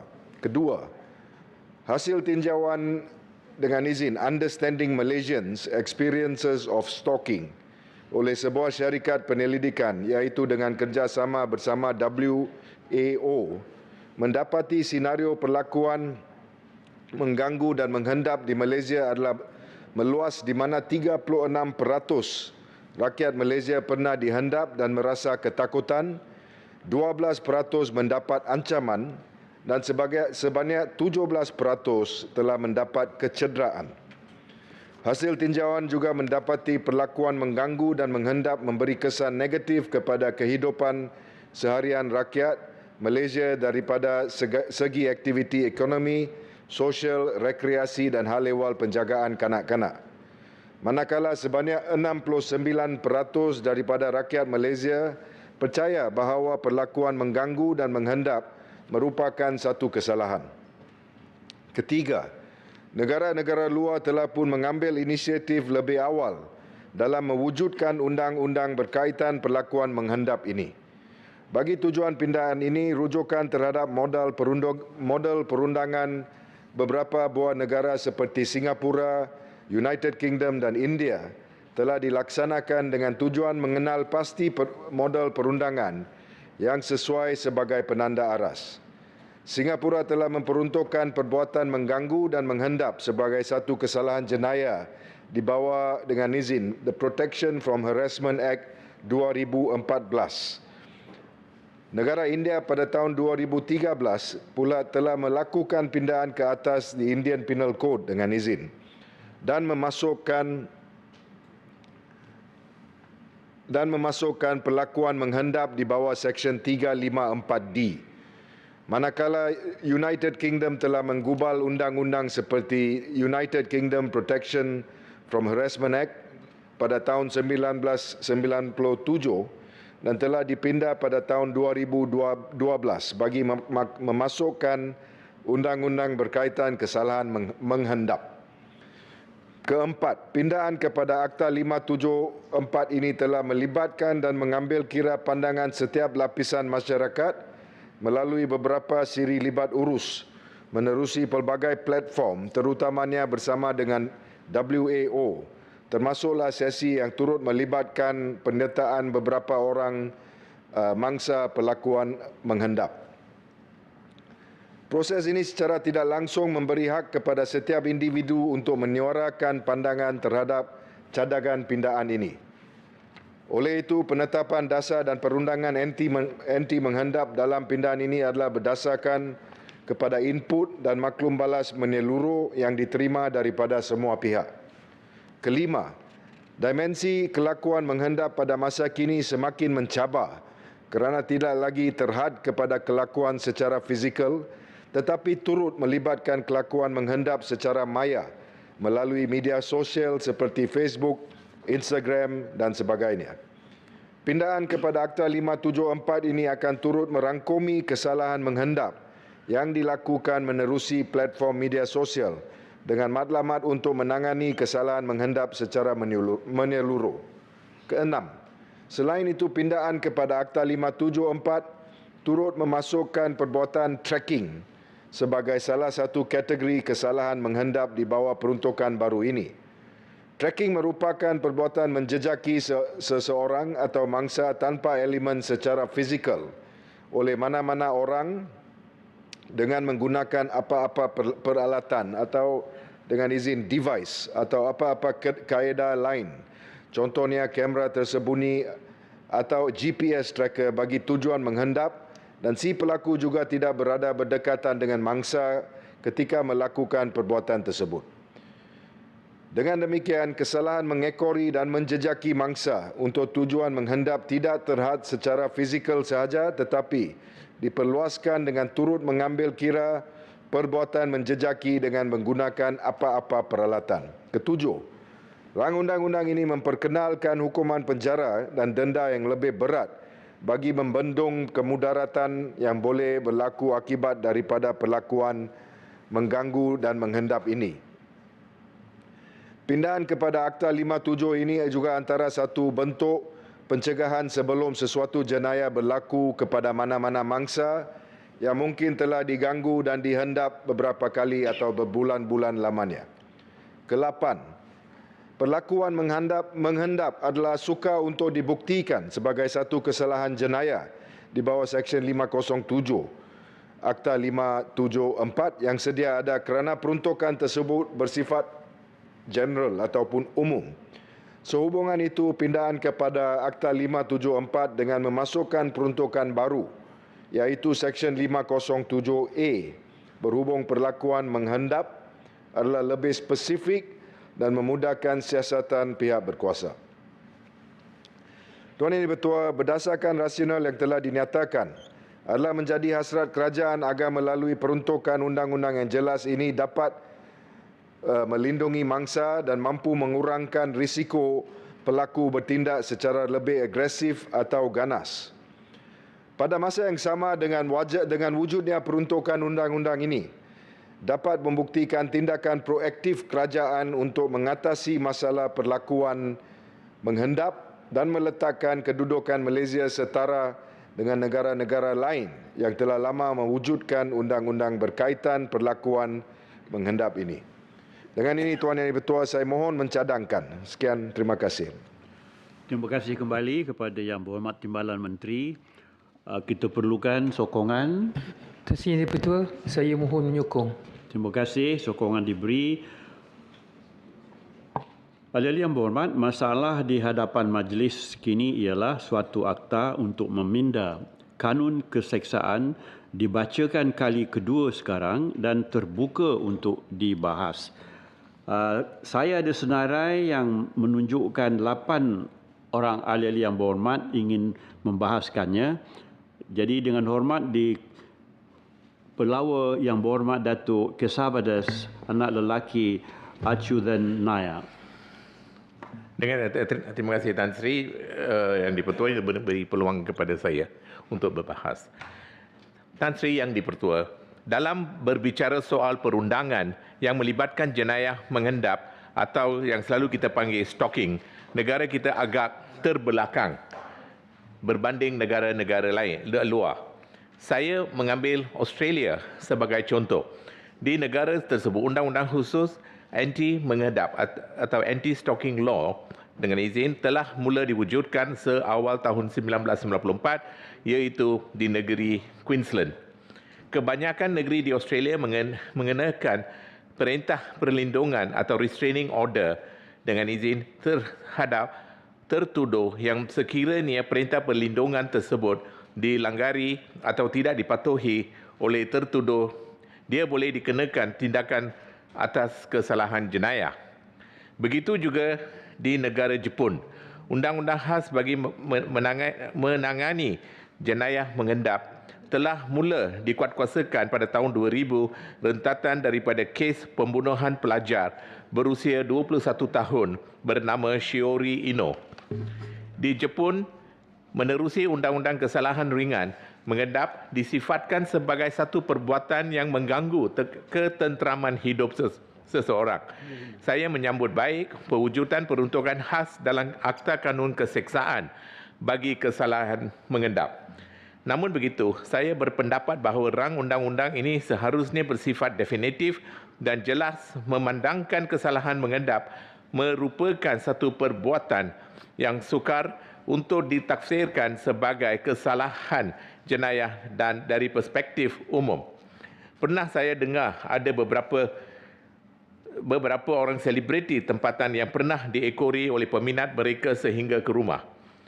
Ada juga yang menjadi paparazzi secara senyap, merakam gerak-geri selebriti kesukaan mereka, termasuklah ketika selebriti itu melakukan aktiviti peribadi di tempat berprivasi. Berkaitan dengan contoh tersebut, persoalan yang saya ingin bangkitkan kepada Yang Berhormat Timbalan Menteri adalah sejauh manakah satu-satu perbuatan mengendap disifatkan sebagai mengganggu ketenteraman privasi atau yang paling penting, keselamatan peribadi seseorang. Seperti yang pernah saya persoalkan mengenai kepincingan definisi gangguan seksual dalam RUU anti gangguan seksual Ogos lalu, saya juga ingin menyatakan keraguan saya terhadap kekuatan definisi menghadap atau stalking yang disebut dalam pindaan Section 507A rang undang-undang. Perkara tersebut merupakan satu kepincingan yang boleh dipersoalkan di mahkamah kelak dan ia juga boleh menjejaskan kredibiliti pendakwaan serta pembelaan yang sewajarnya membuktikan dengan jelas kewujudan unsur mengendap dalam tingkah laku seseorang tertuduh. Tan Sri Yang di-Pertua, perbuatan mengendap ini boleh ditafsirkan dengan pelbagai maksud. Di luar perspektif undang-undang, mengendap juga disebut sebagai satu perbuatan memerhati dari jauh dengan niat untuk mencari peluang untuk berinteraksi atau mengikuti aktiviti harian yang dilakukan oleh orang yang dihendap. Perbuatan tersebut boleh dilakukan sama ada secara fizikal maupun secara atas talian, iaitu media sosial. Hakim yang mengadili mahkamah dan juga memahami trend masa kini di mana individu-individu yang disukai dan diminati ramai termasuklah yang bergelar crush serta selebriti media sosial sering terdedah dengan jaringan komunikasi tanpa sempadan antara mereka dan peminat-peminat mereka. Bagaimana pula dengan pengguna media sosial yang tergolong dalam segmen selebriti media sosial? yang sering menerima mesej daripada individu-individu yang tidak dikenali yang juga merupakan pengikut atau follower mereka. Adakah individu yang menghantar mesej kepada selebriti media sosial tersebut boleh dituduh mengikut subsection 2(b) sekiranya selebriti tersebut melaporkan perkara itu kepada pihak polis? Bagaimanakah pihak polis dapat melakukan penilaian kes terhadap laporan tersebut dengan hanya mengambil kira kandungan mesej yang dihantar kepada selebriti tersebut? Bagaimanakah satu-satu mesej yang berulang atau repeatedly dihantar kepada selebriti tersebut dapat ditafsirkan sebagai satu kesalahan mengedap mengikut subsection 2(b) tersebut? Dengan kata lain, apakah indikator yang boleh digunakan oleh pegawai penyiasat PDRM maupun pihak pendakwa raya bagi memastikan elemen distress, fear atau alam yang disebut dalam subsection 1 benar-benar wujud dalam mesej yang dihantar? Sama juga seperti isu mengedap, kita juga sebagai lawmaker tidak boleh menolak sebarang andaian rasional serta hakikat bahawa seseorang yang pernah dianiaya baik secara fizikal maupun mental pada masa silam juga boleh terdedah dengan risiko trauma yang boleh memberi kesan kepada individu di persekitaran mereka. Bagi individu yang mempunyai trauma sebegitu, gangguan psikologi juga boleh menyebabkan individu tersebut berasa terlebih sensitif terhadap satu-satu perkara yang berlaku kepada dirinya. Seperti yang disebutkan tadi, takrif stalking atau hendap tidak dinyatakan secara konkret mana-mana individu yang merasakan dirinya diperlakukan dengan perbuatan menghadap boleh sewenang-wenangnya menuduh tanpa asas, accuse without basis yang dipetua. Di mana-mana individu yang secara berulang menghantar mesej di social media kepadanya. Apakah sandaran atau bukti yang boleh dijadikan sebagai hujah pendakwaan di mahkamah sekiranya menuduh hanya menyatakan bahawa tertuduh telah menghantar private message kepada saya hampir setiap hari dan mesej-mesej itu membuatkan saya berasa tidak selesa dan tertekan? Persoalan besar yang harus Timbalan Menteri jawab adalah bagaimana satu-satu mesej atau komunikasi itu dikira sebagai gangguan yang bersifat menggugat ketenteraman mental seseorang. Tan Sri Yang di-Pertua, yang terakhir saya ingin menyentuh sedikit berkaitan subsection 3 iaitu mengenai hukuman di bawah kesalahan mengedap. Saya ingin bertanyakan kepada Yang Berhormat Timbalan Menteri bagaimana satu-satu hukuman pemenjaraan ditentukan. Bagaimana degree of crime dengan izin bagi setiap kesalahan yang disebut dalam subsection 2 rang undang-undang ini. Seperti di negara India, berdasarkan pindaan Indian Penal Code 2013, yang memasukkan peruntukan mengenai kesalahan mengedap, tempoh pemenjaraan yang bagi sabitan pertama boleh mencecah tempoh 3 tahun maksima atau denda atau kedua-dua sekali. Bagi kesalahan yang kedua yang disabit, hukuman penjara bagi pesalah mengedap meningkat sehingga 5 tahun maksima atau didenda. Bagi pandangan saya, jika kesalahan mengedap itu melibatkan ketenteraman mangsa sehingga si pengedap kerap muncul di hadapan rumah mangsa, perbuatan sebegitu lebih layak untuk dikenakan hukuman pemenjaraan yang melebihi 3 tahun biarpun ia sabitan pertama. Sejujurnya, jika saya sendiri menjadi mangsa hendap, sehingga kan saya diekori sampai kediaman saya, hampir setiap hari atau minggu, emosi saya boleh terganggu. Mungkin hukuman pemenjaraan dapat diklasifikasikan mengikut degree of crime dengan izin bagi perbuatan yang disebut dalam kurungan A, B, C dan D dalam subsection 2. Mohon jawapan daripada Yang Berhormat Timbalan Menteri. Tan Sri Yang di-Pertua, sekian sahaja perbahasan saya. Saya menyokong rang undang-undang ini dengan harapan Yang Berhormat Timbalan Menteri dapat mempertimbangkan segala hujah serta pandangan yang saya nyatakan. Sekian, terima kasih Tan Sri. Terima kasih kembali. Kita pergi kepada Yang Berhormat Datuk Wira Dr. Muhammad Hatta Mat Ramli.